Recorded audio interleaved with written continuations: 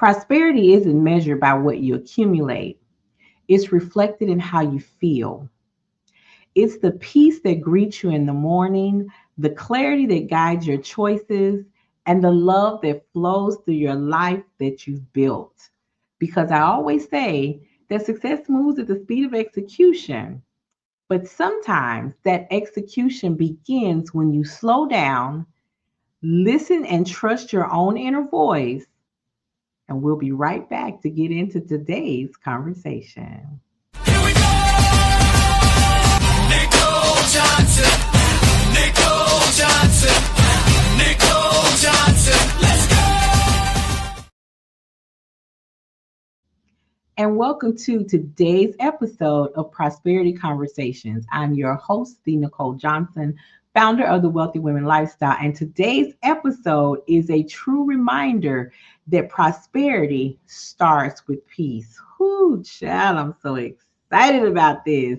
My guest, Anni Eza, is the founder of Seeds of Bliss. Ooh, I just love it. A wellness brand and movement helping people reconnect with their intuition, their inner guidance, and emotional balance. And I was just telling her that in today's society, with what's going on, that is so, so important. After the passing of her grandmother, Annie experienced a profound awakening, one that taught her to trust her intuition and led her to to create Awakening the Seeds, a process that helps others reclaim their power, live from an alignment instead of anxiety. We got a lot of anxiety going on right now, so this is going to be vital to what you can do and implement immediately. She's here to share how self trust, love, and awareness create the foundation for lasting prosperity. So, you guys give it up. Annie, welcome to the show. Hello, hello, my dear. How are you? Hi, Nicole. Thank you for having me. I am doing great and I'm really happy to be here with you today. Yes, I'm glad to have you. Now, you guys, I just have to share. We have been doing these conversations for a few weeks now, and I wasn't sure who was going to show up, but I extended the call.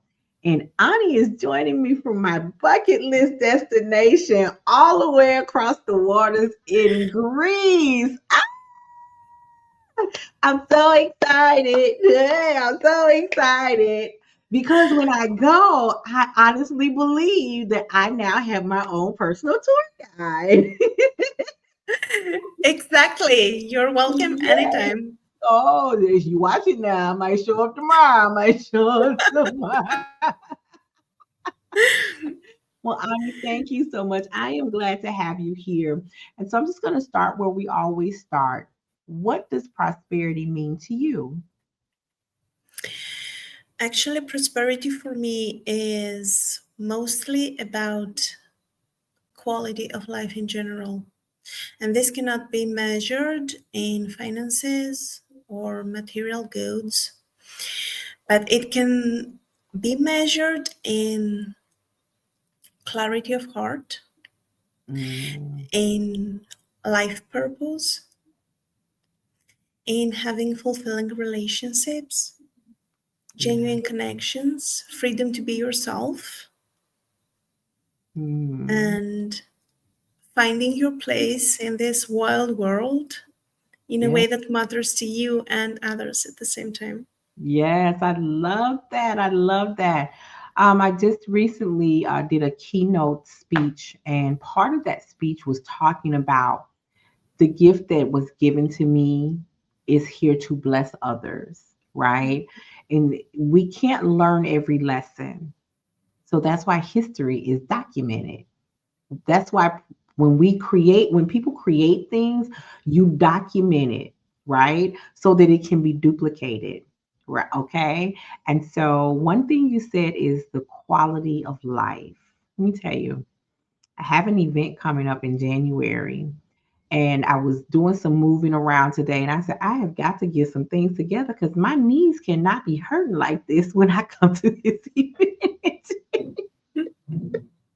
So, quality of life, which, as you said, is measured in so many different ways, you have to start prioritizing how you measure how you want to spend your life. And so, just with this awakening that you've had and experienced, do you care to share with us? Because I know you do. What brought you on that journey? What took you on that journey? Okay, first of all, I have to share a bit of background information. I was very intuitive since I've been a child, but this thing was not always welcomed by the immediate environment. I was freaking people out pretty much.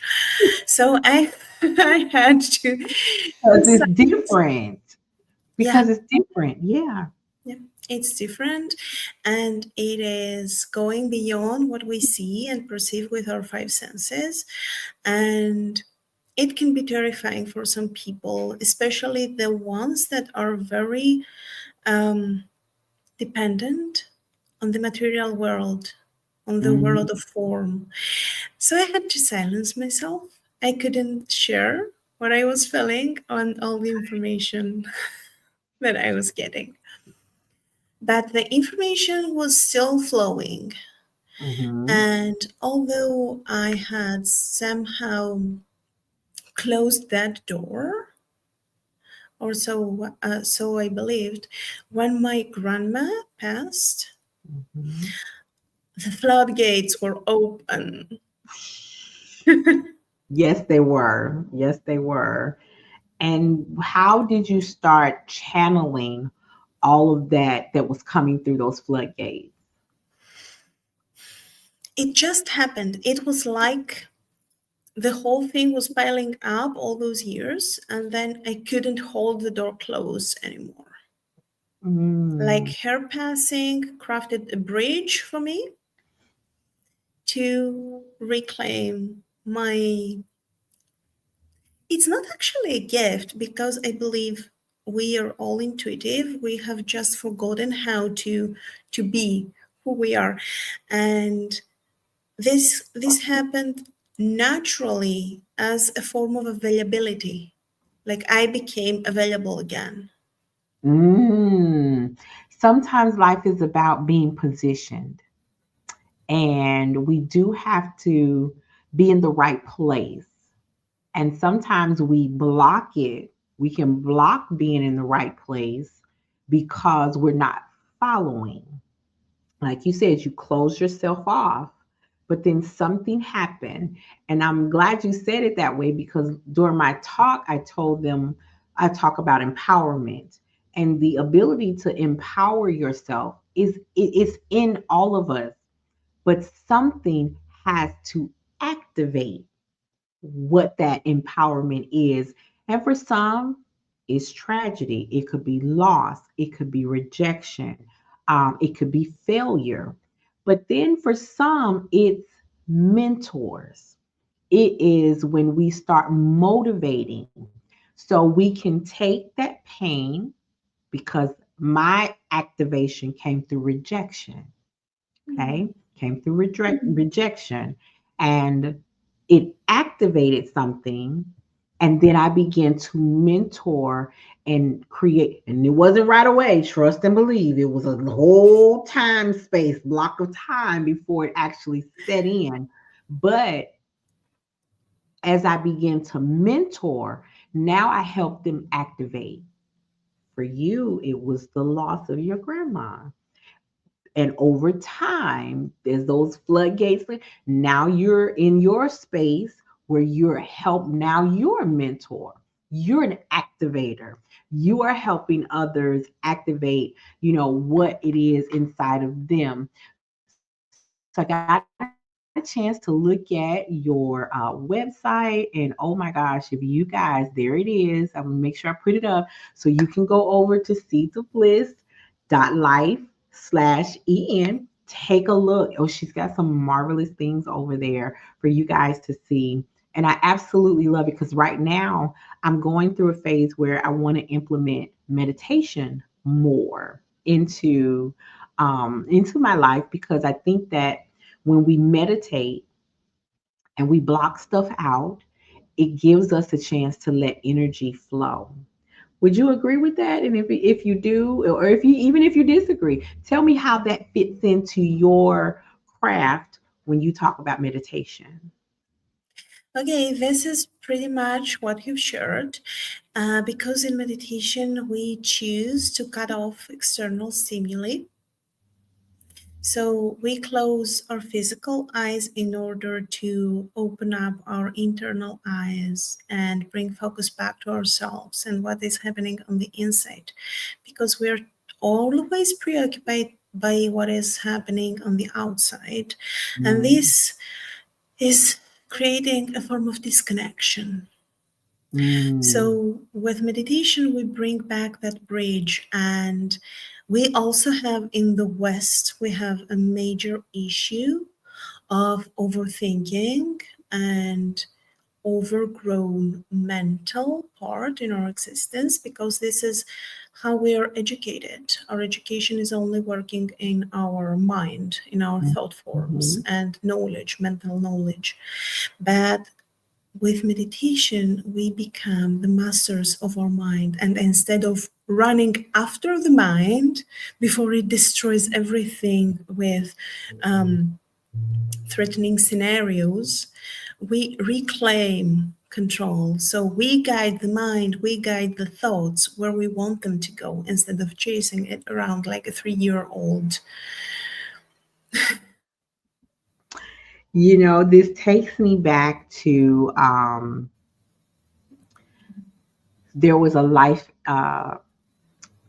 action in my when I went to counseling, and my pastor. I went to my church. I went to my pastor, and he told me to read this book, and it was called 31 Days of Happiness. I mean, happy in 31 days. Is that what you're saying? You should go read the book, Nicole. And it really talked exactly about what you just said, controlling our thoughts. Like we have things that pop into our head, right? But your response is what's important. Okay. But in that book, it talked about making sure we focus on things that make us happy, that build peace inside of us, and it gives you more control of what your thought processes are. And it's the same thing with Joyce Meyer's book called The Battlefield of the Mind, right? And when you're more in tune, and that means you got to spend some time. It's just like our brain is like any other device. You take your phone, right? When it needs to be charged, what do? You plug it up. You got to do the same thing. You've got to sometimes disconnect. You got to plug it up into the things that you want to focus on. So this is, oh my gosh, this is amazing. And I love the fact that it's not so overcomplicated. It's very simple. It's little small steps. So let me ask you this: how do you help your clients focus on the prosperity slash peace in their life with what you do? Actually, for me, healing is the foundation of personal and collective prosperity at the same time. Because we tune back into our essence and our truth, and this is what makes us happy. And prosperity begins by happiness. If you really want to make a fortune, find something that makes you happy. It will be much easier to become rich than having a 9 to 5 job that is not fulfilling or igniting the fire in your heart.